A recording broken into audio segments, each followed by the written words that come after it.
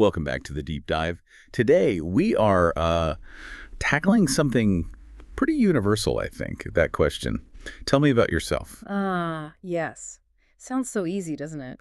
It does, but it causes so much anxiety. Oh, absolutely. The That's, moment someone asks, especially if you're not expecting it, like suddenly in an English class or a job interview pops up, maybe a big conference call. yeah, exactly.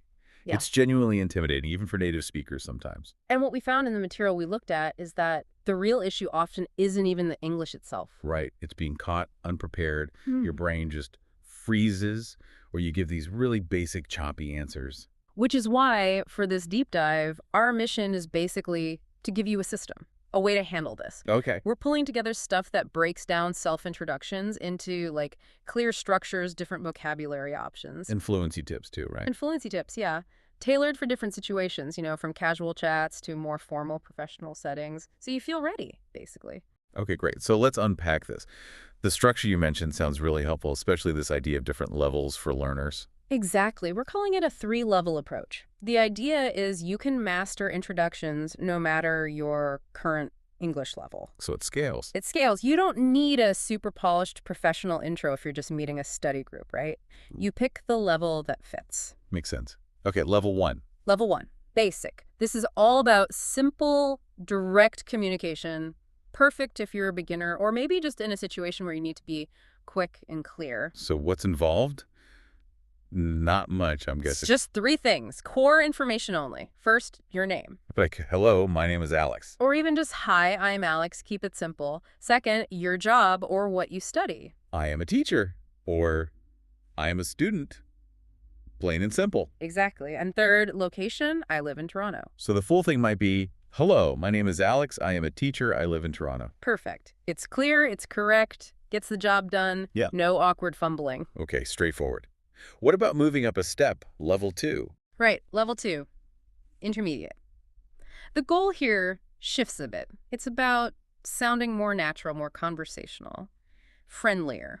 Moving away from those, like, separate choppy sentences. Exactly. We want flow, so we use slightly different language, maybe connect ideas using and. Okay, so how does the structure change? The greeting, for instance. You might use something a bit warmer. Hi there, I'm Alex, or nice to meet you, my name's Alex. And the job part. More detail. A little more, yeah. Instead of just I am a designer, maybe I work as a graphic designer, or perhaps I'm studying engineering. Adds a touch more context. And location. More options here, too. You could say where you're from, like I'm from Seoul, South Korea, or where you're based, like I'm based in London. Okay, so let's try combining those. Hi there, I'm Alex. I work as a graphic designer. And I'm based in London. See that and? Yeah. That little word makes a big difference. It links it all together. It really does. Suddenly it sounds less like a list and more like someone talking. That's the key for a level 2 connection and flow. Got it. Okay, now for the big one. Level 3, advanced. This sounds like it's for more serious situations. Definitely. This is your professional gear. Think networking events, job interviews, maybe pitching an idea. The goal isn't just to introduce yourself, it's to make a strong, memorable impression. Something that makes people want to talk to you more. Precisely. It needs to have impact, maybe even a little hook. So you start with a more formal, engaging opener. Like? It's a pleasure to meet you. I'm Alexandra. Using the full name can add a bit of weight, too. Okay. And the sources mentioned a really key shift here for the job part, not just the title. Right. This is crucial. Focus on your role and impact, not just the title. What do you do? Use dynamic verbs. So instead of, I am a senior marketing manager. You'd say something like, I'm a senior marketing manager where I lead a team focused on digital strategy. Or maybe focused on expanding our market reach. Ah, okay. So it immediately tells them your function, your responsibilities, maybe even your achievements. Much more informative. Exactly. It shows value, not just a label. And location gets an upgrade, too. Yeah, you connect it to your professional life if possible. Give it context. Like, I'm based out of San Francisco. Which is a fantastic hub for the tech industry. See? You're linking yourself to the industry's core. It adds relevance. So the whole level 3 structure is designed to be, like, strategically impressive, preempting questions, establishing credibility. That's the idea. It's efficient professional positioning, setting the stage for a meaningful conversation. That 3-level structure is really clear. Basic clarity, intermediate flow, advanced impact. Mm-hmm.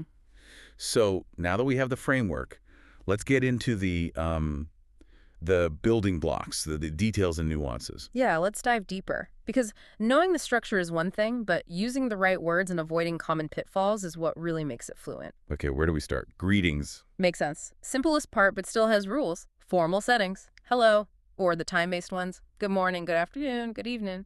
Okay, but hang on. Good evening. What about good night? I meet someone at, say, an evening event at 9 p.m. Can I say good night? No, that's a really common point of confusion. Good night is strictly a farewell. Like when you're leaving or Please- someone's going to bed. Exactly. If you use it as a greeting, you're basically saying goodbye right after hello. So even late at night, the greeting is good evening. Right. Okay. That's a super important distinction. What about good day? Feels a bit old-fashioned. It really depends where you are. In the UK, yeah, very formal, almost archaic. You wouldn't really use it. But elsewhere. In Australia, g'day is super common, much more informal and friendly, so regional nuance is huge there. Good point. And the informal options. Hey, hi. Hiya, what's up? Yo, even though, maybe use that one carefully. Yeah. The advice here is just pick one that feels natural to you. Don't force slang if it's not your style. Authenticity matters. Okay. Name seems simple enough. My name is. Or my name. It's just standard options. Oh, but one specific case. Mm-hmm. If people can't see you, like on a conference call or webinar. Ah, right. Then you use this is name speaking. It clarifies who's talking when visual cues are missing. Good tip. Now, location again. Beyond level ones, I live in Toronto. How can we add depth? You can use your nationality. I'm British or I'm Japanese. Simple. Or use I come from place, which sometimes implies a bit more of a journey or origin story. Well, you've moved around. Great structures for that. Yeah. You can contrast. I grew up in LA, but now live in New York. Gives a nice little narrative. Or talk about how long you've been somewhere. Yes, using the present perfect continuous or present perfect. I've been living in London for 3 years, or I've spent the past few years in Paris. Adds that layer of time and experience. Much richer. Definitely. Okay, let's pivot back to the professional side. Job titles, qualifications. You mentioned prepositions are key here. Absolutely vital. This is where learners often get tripped up. At, for, in, they all signal different things. Okay, break it down. When do I use at or for? Use at or for when you're talking about the specific company or organization, the employer. I work at Google. I work for the university. Exactly. It identifies who you work for or where physically or organizationally. Okay. Then in. In is for the general field, the industry, or the department, the broader area. I work in finance. I work in the marketing department. Perfect. It's the conceptual space of your work. And finally, as a soccering, specifies the actual job title. Precisely. I work as a software developer. I work as an editor. That distinction at for the company in the field as the role makes your professional introduction so much clearer and more polished. That's really helpful. Does a similar logic apply to talking about studies or courses, like course in versus course on? It does, yeah. It often relates to theoretical versus practical. Okay. Generally, you use in for more theoretical academic subjects. I'm taking a course in philosophy or a course in theoretical physics. Abstract stuff. Right, and you tend to use on for more practical, hands-on, skills-based subjects. I'm taking a course on digital photography or a course on project management. Exactly. Like jewelry making or pottery in the examples, it's a subtle difference, but nailing it shows a really good command of English nuance. And if you want to mention your experience level. Nice, clean structure for that. I have number years of experience in the field. Simple, direct. I have 5 years of experience in digital marketing. Got it. Okay, let's shift gears a bit away from the formal stuff, informal settings.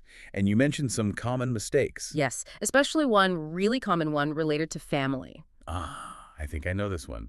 The direct translation. You probably do. People often say, we are 5 in our family.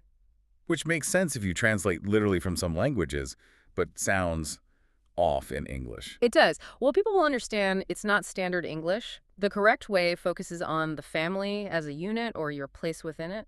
So how should you say it? You'd say, I'm from a family of 5, or simply, we're a family of 5. Okay. Or if talking about siblings specifically, I am one of 3 siblings. Or if it applies, I am an only child. Just fixing that one phrase makes a big difference to fluency. Definitely. What about hobbies? Saying I like feels a bit weak sometimes. It can be, yeah. To add more personality, you can use stronger phrases like, I'm a big fan of, followed by the noun or activity. I'm a big fan of hiking. Or use adjectives. Yes. I am a keen photographer or I'm an avid reader. Keen and avid work well. It just makes your interests sound more engaging. Okay, now, we have to address it. The elephant in the room.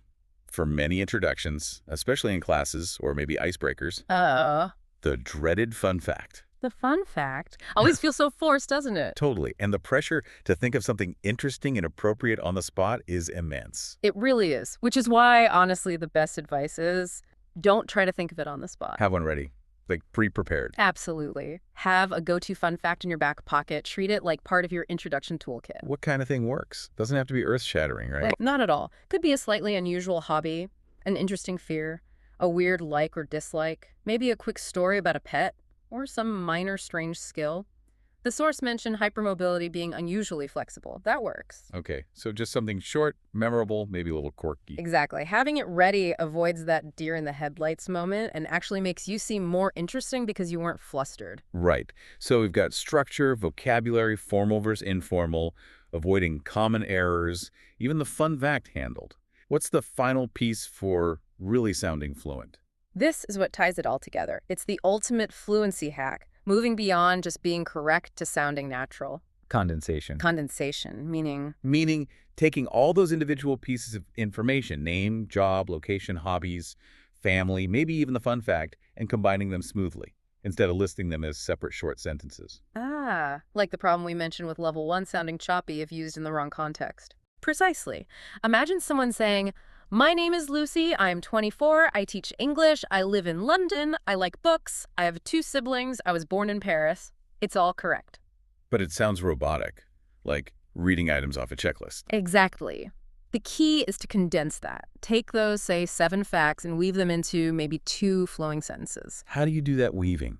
Using the tools we talked about. Yes, using conjunctions like and, but, who, using appositives like an English teacher, using prepositional phrases based in London, originally from Paris's, you merge the ideas. So that list about Lucy could become, Something like, "Hi, I'm Lucy. I'm an English teacher based in London, originally from Paris, and I'm from a family of 3 kids." okay, much smoother. What about the hobby? You could add it in.